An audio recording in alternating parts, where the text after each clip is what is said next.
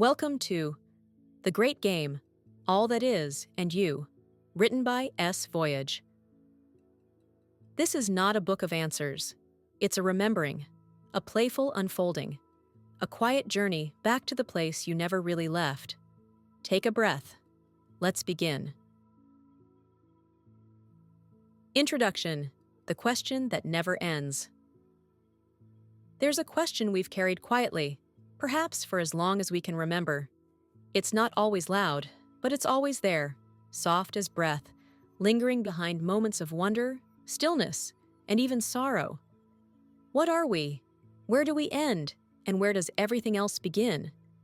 We've felt it before, perhaps looking up at the stars on a cool night, when the sky stretches out so wide it feels as though we could dissolve right into it.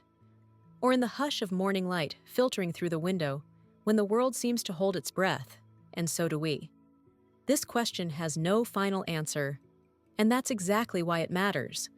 We're not here to find answers. We're here to sit together in that soft wonder, to walk side by side along the edge where certainty dissolves, to step into something that's not quite learning and not quite teaching, more like remembering something we already know but forgot how to name. This isn't a book of philosophies or prescriptions. It's a dance, a playful exploration of the great game, life itself. A game where nothing is quite what it seems, and yet everything is exactly as it should be. We don't have to work it out. In fact, the more we try to hold it still, the more it slips through our fingers like water. The joy is in the slipping, all that is, and us. Not separate, not two things, but one great unfolding, rising and falling, forming and dissolving with every breath. So, let's not rush. Let's sit here for a moment longer. Let's breathe in together. Feel the air enter our bodies. And remember, it was never really separate from us. Breathe out. Feel the weight of our bodies supported by whatever is beneath us. Notice how that support has always been there. This is where we begin, not with answers, but with presence, not with conclusions, but with curiosity. There's nothing we need to do, no mountain to climb, no problem to solve. Just listen, feel, be, and maybe, just maybe, we'll begin to remember the game we've been playing all along. Chapter 1: The Myth of the Separate Self. We grow up hearing stories about who we are, our names, our histories, our families. We learn to trace a boundary between what is me and what is not me. We call this skin a border, this mind a private place, this heart something separate. But sometimes, in the quiet moments, that border seems to fade. Perhaps you've sat beneath a tree, feeling its shade wrap around you like a soft exhale. Or stood at the ocean's edge and felt the pull of the tide, as if it were inside you too. In those moments, we remember, the lines we draw are just lines in sand, washed away by the next wave. We are taught to be individuals, separate islands in a vast sea. But the truth is, there are no islands without the water that surrounds and shapes them. No waves without the ocean beneath. Perhaps another way to think of it is as threads woven into one vast tapestry, each distinct but inseparable from the pattern. Let me tell you a story. One autumn afternoon, I sat by a riverbank. The water glided over smooth stones, whispering and singing all at once. Leaves drifted down, landed on the surface, and were carried along without resistance. I watched one leaf in particular, its edges curled, colors shifting between gold and crimson. It spun lazily, surrendered to the current, and for a moment, I felt no difference between the leaf, the water, and myself. The same current that carried the leaf seemed to flow through my chest. My breath and the river's breath became one. In that stillness, I felt light, not empty, but connected. What if we are all just leaves on the same river? The myth of the separate self is comforting at first. It gives us a sense of control, a sense of ownership. But in time, it becomes a heavy mask. We feel the strain of holding it up, trying to protect an illusion. Another time, I was standing in a busy market. The air was filled with smells of spices and baked bread, chatter and footsteps weaving in every direction. At first, I felt separate, an observer watching a scene. But as I stood still, breathing slowly, I realized I was part of it all. Every sound, every movement, every scent was touching me, shaping me. I wasn't a visitor. I was part of the living, breathing marketplace, just as the market was part of me. You are not an island. You are the ocean in motion. You are the current in the river. You are the hum of life in the marketplace. Let's sit with that thought for a moment. Breathe in. Notice the air. It does not belong to you. It moves freely, shared by all. Breathe out. Feel your weight, the gravity that ties you to the earth beneath everyone's feet. There is no clear line between you and the world, just patterns, just flow. Our bodies are made from the same stardust as the planets, the trees, the rivers. Our thoughts arise and dissolve like clouds in the sky, not possessions, but patterns. Let's loosen the grip we have on me and mine. Let it soften.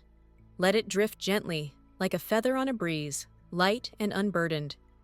The ocean does not worry about the shape of its waves. It simply moves, endlessly. And so do we.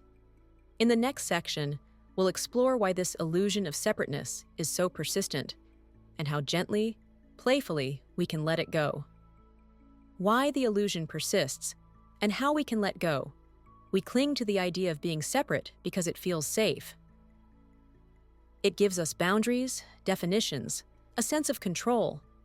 The idea that we end at our skin and the world begins beyond it is comforting. It's neat, it's simple, and it seems to make sense. But nature doesn't draw straight lines. Rivers meander, roots tangle, clouds drift and merge. The boundaries are soft, shifting, always in motion. The illusion persists because we've been taught to believe it from the very beginning. Every label we've ever been given, name, gender, nationality, occupation, adds another layer of separation. And so we learn to protect these labels as if they were who we truly are. But who are we without them? Who are we when we let the edges blur? I once watched a murmuration of starlings twist and fold through the sky. Thousands of tiny bodies moving as one, without a leader, without instruction. The sky itself seemed alive, breathing in shapes and waves. No starling seemed to hesitate or question. They simply responded, moment by moment, to one another. They trusted the flow. What if we lived like that? What if we let go of the need to define ourselves so rigidly and allowed life to move through us, responding, adjusting, flowing? Of course, the mind resists. It wants certainty, plans, maps. But maps are not the territory. A map can guide you, but only the walking shows you the way. We can learn to soften, to pause before we tighten into identity, to let the breath carry us back into spaciousness. Let's try this together now. Close your eyes. Feel your breath rising and falling. Sense the weight of your body on the ground. Imagine roots extending from your feet into the earth and branches from your head reaching into the sky. Feel yourself in between, part of both. No beginning, no end, just connection. The illusion of separateness begins to dissolve not by force, but by gentle noticing, by seeing again and again that life does not stop at your skin. So, each day we can ask, where do I end? Where do I begin? And then smile at the answer, or the absence of one. Living the question, everyday invitations to oneness. The beauty of this practice is that it doesn't require a retreat or silence in the mountains. It happens in the mess and music of daily life. Standing in line at a cafe, notice the breath of the person in front of you. Feel their presence not as separate, but as part of the air you're breathing too.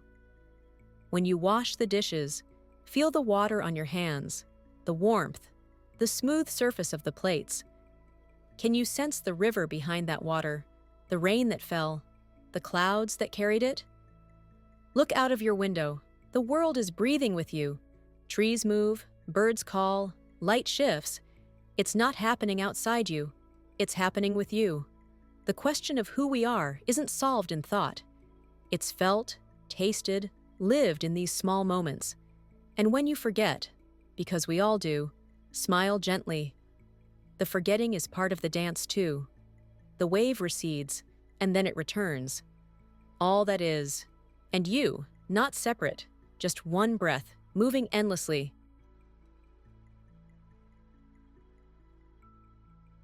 Letting go of identity, becoming the dance. As we begin to notice the soft edges of the self, something beautiful happens. We start to loosen the tight knots of who we think we are. The roles, the titles, the stories, they are useful for a time, but they are not us. Imagine the dancer who gets lost in the movement. In that moment, there is no dancer and no dance, only motion, rhythm, breath. We too can become that dance. I once found myself walking through an unfamiliar city. I had no map, no plan, only footsteps, curiosity, and open eyes. Every turn led to another surprise. The smell of fresh bread from a bakery window, laughter spilling from a cafe, a child running after pigeons. I felt weightless, without a name or purpose, just a presence moving through streets, part of the life around me. It didn't matter who I was. It mattered that I was there, fully. Letting go of identity doesn't mean losing ourselves. It means finding the part of us that is beyond definitions. The part that watches, feels, moves, and belongs. Nature does not cling to identity. The river doesn't insist on being one shape. The clouds don't argue about who they are. They shift, they adapt, they dissolve and return. We can practice this in small ways. When you speak with someone, listen without needing to be right. When you walk, let your body move without self-consciousness. When you sit quietly, notice the thoughts that arise and let them drift by, like birds across a wide sky. The self is not a fixed point. It's a doorway, and beyond that doorway is freedom. The gentle art of belonging. Once we begin to loosen the sense of separateness, a quiet truth emerges. We already belong. Not because we've earned it, not because we fit into someone's idea of who we should be, but because we are part of this great unfolding, just as waves belong to the sea. I sat in a meadow one afternoon, the air thick with the hum of bees and the scent of wildflowers. At first, I was an observer, taking it all in. But slowly, the breeze shifted, the grass swayed, and I felt myself dissolve into the moment. I wasn't watching the meadow. I was the meadow, breathing, moving, alive. The sun on my skin was the same warmth that opened the petals around me. In that moment, I understood. Belonging is not something we seek. It's something we remember. The mind may resist. It wants to stand apart, to measure, to judge. But belonging happens when we release that grip. Try this. When you step outside, feel the ground beneath your feet. Instead of standing on the earth, stand with the earth. When you meet someone's gaze, soften. See them not as separate, but as another ripple in the same wide ocean. And when you feel lost, remember the meadow, remember the river. Remember that the world has always made space for you. Belonging is not about becoming. It's about noticing that you are already home. Chapter 2: The Art of Playful Living. Let's begin with a question. When was the last time you did something just for the joy of it? Not to improve, not to win, not to prove anything. Just for the pleasure of being alive in that moment? For many of us, that kind of living becomes rare. We're taught to strive, to succeed, to structure every moment with purpose. And yet, beneath all the goals and schedules, there's a longing to dance again, to breathe, to laugh, to be light. I remember watching a young boy play in a puddle after the rain. He wasn't concerned with getting wet or whether someone was watching. He stomped and splashed and laughed so loudly that even strangers smiled. In that moment, he wasn't trying to be anything. He simply was. Present, delighted, free. That freedom lives in all of us. It never leaves. It only gets buried beneath the noise. Play isn't childish. It's sacred. It's how life explores itself. The bird in flight, the wind through trees, the way waves curl and tumble, not in straight lines, but in wiggles and spirals. And we are part of that same play. We were never meant to be machines, moving from task to task, with our joy packed away for later. So what does it mean to live playfully? It means loosening the grip, trusting the rhythm of the day instead of controlling every beat, laughing at the awkward moments, not taking the self so seriously, trying things and not minding how they turn out. It means letting beauty interrupt you. When a song moves you, dance. When a breeze catches your face, pause. When you're tired, rest, without guilt. The art of playful living is about listening more closely to the moment than to the voice in your head. Let one day this week be a little less structured. Leave an hour unscheduled, unclaimed. Follow your curiosity. Make something. Walk nowhere in particular. Let your body lead. The world is not a test. It's a playground. And you? You are allowed to enjoy it. You are not behind. You are not too late. You are not too serious to smile at the sky. Symbols and the real feast. Returning to the senses. Somewhere along the way, many of us traded the real for the symbolic. We chase numbers in bank accounts instead of the feeling of enough. We pursue approval in likes and titles, forgetting the warmth of a genuine smile. We think about life more than we actually live it. It's like being handed a menu and mistaking it for the meal. We chew on concepts, rehearse plans, anticipate futures, all while the present quietly waits for us to taste it. I once sat down to eat a piece of bread at a small family-run cafe. Nothing extravagant, just fresh, still warm, with a little butter melting across the surface. I took one bite and time slowed down. The crunch, the salt, the warmth. I didn't check my phone. I didn't think about anything else. For a few moments, I was simply there. And that one piece of bread felt more fulfilling than some entire days. We forget that the senses are sacred, that touch, taste, sound, scent, and sight are not distractions. They are doorways. They bring us home to the now. You don't need more ideas. You need more presence. Next time you eat, do it without distraction. No screens, no rush. Just the flavors, the textures, the experience of being alive and fed. Feel the water on your skin when you wash your hands. Listen to the sound of your footsteps, the cadence of your breath. Let the world speak to you through your body. Symbols will always be there, but they are just guides. The real feast is here, right now, waiting for you to taste it. Chapter 3. The Cosmic Game. Somewhere deep in us, we've always sensed that life is more than a struggle. That beneath the surface of plans and deadlines, wins and losses, something lighter is moving, something playful, like a child drawing in the sand, or the way light dances on water. Life expresses itself not just to survive, but to delight in its own unfolding. Yet many of us were taught to take life seriously, that the world is a competition and our worth is measured in outcomes. We tighten, we strive, we forget how to play. But if we look closely, everything around us is playing. Wind weaves through leaves without agenda. Rivers curl and tumble, not in straight lines, but in joyful meanders. Even the stars, those distant fires, pulse and flicker as if winking at the grand mystery. And we are part of that same playful pattern. There was a day I wandered into a street performance in a quiet square. A man in a bright red coat was balancing on a rope, juggling and laughing at his own stumbles. The crowd was caught between holding its breath and erupting in laughter. In that moment, it was clear. He wasn't performing at us. He was playing with us. The stumbles were part of the dance. The joy wasn't in perfection, but in presence. What if the universe is like that too?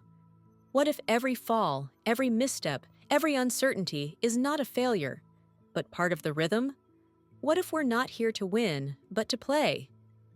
In some ancient traditions, the world is described as Lila, divine play.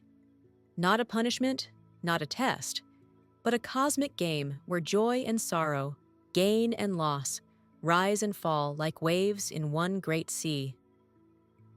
Think of all the opposites we encounter: light and dark, sound and silence, movement and stillness. Each defines the other. Each needs the other. Just as in music, where silence makes the notes sing. You've felt it, haven't you? Those moments when you stop resisting, when you dance in your kitchen, laugh at a mistake, lose yourself in a song. In those moments, the game reveals itself, not as something you must win, but as something you were always a part of. Let yourself loosen. Let yourself be moved. You don't need to figure it all out. You're allowed to play. Dancing with opposites. The rhythm of life. Every melody needs contrast. Every dance needs stillness between the steps. The world doesn't move in straight lines. It pulses, it pivots, it swings. We often treat opposites as enemies. Joy versus sorrow, success versus failure, love versus loss. But what if they're not enemies at all? What if they're dance partners? Watch the sea. Waves rise and fall, not because one is better than the other, but because together they create the rhythm. The inhale and the exhale, the tension and the release. There was a time I stood at the edge of a forest just before a storm. The trees were still, holding their breath. Then, the wind rushed in, leaves trembled, branches swayed. It wasn't chaos. It was choreography. The silence made the movement more alive. We resist this rhythm in ourselves. We label emotions as good or bad. We chase one half of the dance and avoid the other. But both are necessary. Without darkness, we cannot see the light. Without rest, action becomes empty. The ancient symbol of yin and yang reminds us, inside every light is a seed of shadow, and inside every shadow, a spark of light. Life is not one or the other. It is both, always both. When we embrace this, something softens. We stop fighting the tides. We learn to surf them. So next time you feel discomfort, don't rush to escape it. Feel it. Listen to what it's teaching. Know that it, too, is part of the music. To live fully is not to cling to one side of the dance. It's to move with both. And trust that neither will last forever. They are here to carry you deeper into life. The freedom of not knowing, surrendering to the mystery. We've been taught to fear the unknown, to fill it, fix it, control it, as if not knowing means we're unprepared, unworthy, or unsafe. But what if the unknown isn't a void? What if it's space? Space for something new to emerge. Space for curiosity, for wonder, for possibility. There was a moment during a hike when I lost the path. The map didn't help. The sun was low. And for a few minutes, I panicked. But then I paused. I breathed. I listened to the wind moving through the trees and noticed the rhythm of my own heartbeat. And instead of needing to know exactly where I was, I realized I was here. And that was enough. Not knowing is not failure. It's freedom. Look at how children explore. They don't demand explanations before touching, tasting, playing. They meet life with wide eyes and open hands. We can return to that. We don't have to hold everything together. We don't have to carry all the answers. In fact, the most beautiful parts of life often bloom in uncertainty. Love, art, healing, awe. They don't arrive through mastery. They arise when we make space. So let's loosen our grip. Let's step into mystery, not as something to solve, but as something to swim in. Let the questions stay open. Let the path unfold as you walk it. Life isn't waiting for you to be certain. It's inviting you to dance, even and especially when you don't know the next step. Chapter 4. The World as Self. There is a moment, maybe brief, maybe lasting, when the world stops being something out there and becomes something we feel inside us. Not metaphorically, but truly. The breeze touches your skin and you realize this too is part of you. The sound of a bird becomes not background noise, but your own breath echoed in feathered flight. The boundary dissolves. This chapter isn't about becoming something new. It's about remembering what you already are. Not a separate self, but a spark in the great fire, a wave in the deep ocean, a note in the living song. Walk through a forest and you may begin to notice the trees aren't just trees. They're expressions. Each branch, each leaf, a gesture of life unfolding. And you, walking among them, are part of that gesture. The eyes through which you see are the universe looking back at itself. This isn't poetic exaggeration. It's a way of seeing that many wisdom traditions have pointed to. The ancient Hindus called it Atman, the self, not as isolated ego, but as the deep current of being that flows through all things. The Taoists saw it in the effortless way of nature. The mystics felt it in silence. When we recognize the world as self, compassion arises naturally. How could we harm what we see as our own body? How could we ignore a suffering we feel in our own chest? This kind of seeing changes how we move through the world, not with guilt, not with pressure, but with reverence, with curiosity, with care. You don't have to understand it all at once. You don't have to feel it constantly. Just begin by noticing how alive the world is when you stop trying to stand apart from it. Feel how you're held by it, the ground, the air, the quiet rhythm that beats beneath everything. You were never separate. You were always this. Seeing through new eyes. Perception as connection. Most of us believe we see the world as it is. But really, we see the world through the eyes we've been taught to use. We see categories. We see names. We see separation. But what happens when we soften the focus? When we stop labeling and start looking? There was a morning when I watched light spill across a windowsill, catching dust in its beams. For a moment, I forgot what I was supposed to do, or be, or plan. The world stopped being a collection of objects. It became color, texture, aliveness. To see with new eyes is to return to wonder. We've been trained to notice things that matter to our roles, tools, tasks, threats. But underneath that conditioning is a more ancient way of seeing. One that feels rather than defines. One that listens rather than names. Look at a tree, not as tree, but as shape, motion, life. Watch how its branches reach, how its leaves quiver. Notice the space around it, how it holds the tree and allows it to be. This shift isn't abstract. It changes how we live. Because when we stop seeing the world as a background and start seeing it as part of us, everything becomes more vivid, more precious, more whole. And slowly, the walls inside us, the ones that say me and not me, begin to thin. The world doesn't need to change for us to feel connected, only the way we see it. The body remembers, returning to embodiment. Long before we had words for things, we had the body. The body is not separate from consciousness. It is the ground of it. It listens, responds, remembers. While the mind spins stories, the body tells the truth. We spend so much time in our heads that we forget we are made of breath and heartbeat, of tension and warmth, of weight and rhythm. We try to think our way into connection, but the body already knows the way. There was a moment I stood barefoot on wet grass just after a storm. I could feel the earth's softness push up against my soles, the cool air moving across my face. There were no thoughts, just sensation, just presence. And in that, a kind of peace I couldn't have found in any book. To return to the body is to return to the moment, to the real, to the part of us that never left the world. Start small. Feel your feet when you walk.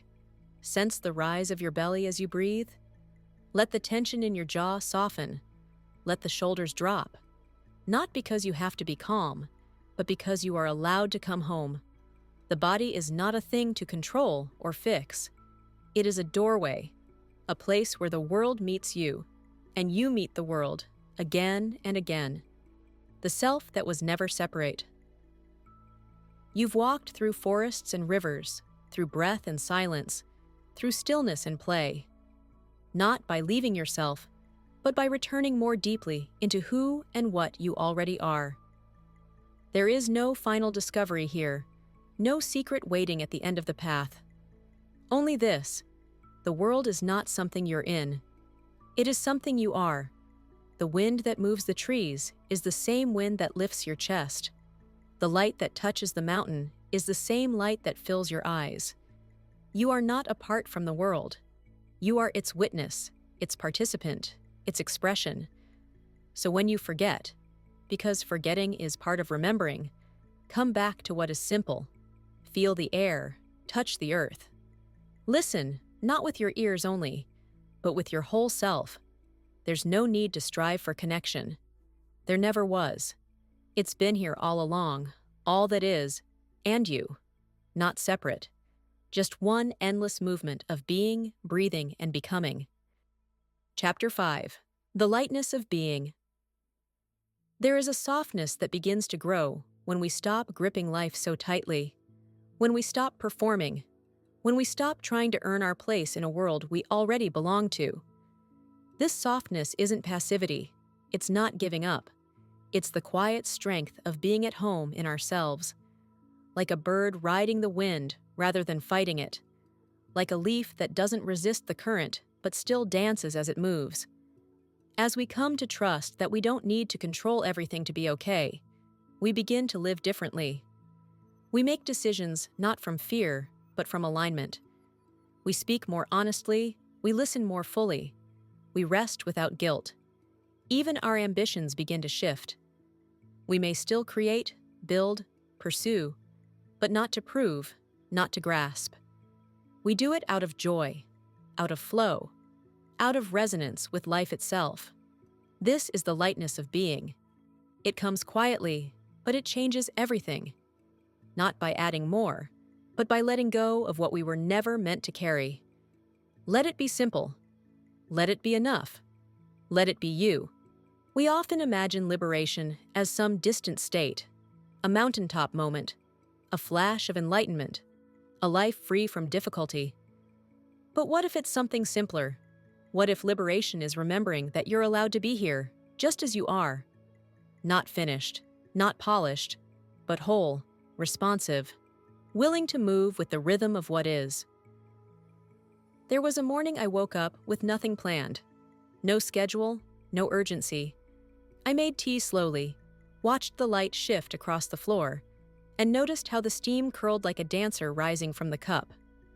That day, everything felt spacious, not because anything had changed, but because I had. Liberation is not escape, it's presence. It's the gentle release of the need to become someone, the soft permission to be. When we stop trying so hard to hold life together, we realize it's been holding us all along, like laughter that erupts without warning, like music that makes us move before we think. Liberation is not serious, it's light, it's childlike, it's the return to play, not as distraction, but as the truest form of wisdom. Because when we play, we're not chasing, we're not proving, we're simply engaging with life as it is, mysterious, dynamic, sacred. So let yourself laugh more, rest more, wonder more, not to become better, just to remember that you're already part of something beautiful. You always were. Living lightly. Everyday liberation. The beauty of awakening isn't in grand gestures. It's in the small, unremarkable moments where we drop the performance and simply show up. When you make tea and don't rush it. When you smile at a stranger without needing anything in return. When you notice the breeze, the breath, the way your body rises to meet the day. This is where freedom lives. It's not found in escaping the world, but in meeting it with open hands. There's a deep lightness that comes when we stop trying to get life right and instead begin to play with it. That doesn't mean we ignore pain or pretend everything's fine. It means we learn to meet life as it is, with curiosity instead of control. You can still have goals. You can still care deeply, but you no longer grip them so tightly that they become heavy. Living lightly is living fully, with presence, with humor, with heart. You don't have to force it. You don't have to earn it. Just notice the moment, and let it meet you just as you are. The return to play. Take a moment now to let your breath arrive. Feel the body you're in, not as a project, but as a place where life dances, where joy returns without needing to be chased, where the game is not to win, but to remember, that you are allowed to be here, that freedom is not a distant goal, it is a way of being. Let your shoulders drop, let your jaw soften, let your awareness widen, and gently smile, not because everything is figured out, but because you've remembered something true. You are already in the dance, and the dance is already in you. Chapter 6. Liberation, Returning to the Dance. The joy of surrender, deepening the dance. To live playfully is not to live carelessly. It's to live with presence so soft and full that even the difficult moments become part of the rhythm. Surrender doesn't mean giving up. It means giving in to life as it is, not as we wish it to be. There was a day I sat under a tree during a sudden rain. I could have run for shelter, but something in me paused. The drops were cold, yes, but they were also alive. They kissed my skin, soaked my clothes, blurred the edges of thought. And in that moment, I wasn't resisting. I was part of it. Rain, breath, heartbeat, all one. We spend so much energy trying to control what's uncontrollable, trying to hold still what is always moving. But the freedom we seek doesn't come from control. It comes from trust. Trust in the unfolding. Trust in our own enoughness. Trust that the next step will appear, even when the path is foggy. And in that trust, we find ourselves laughing more easily. Not because life is easier, but because we are no longer fighting it. This kind of surrender isn't weakness, it's strength without strain. It's the softness that lets the river carve stone. It's the flexibility of the tree that bends with the storm. Let your life bend. Let it sway. Let it move with what is. And when you forget, as we all do, don't scold yourself. Smile, return, begin again. Each time we do, we remember. Joy was never a destination. It was always the way.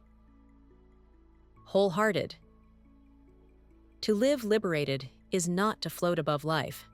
It's to drop fully into it.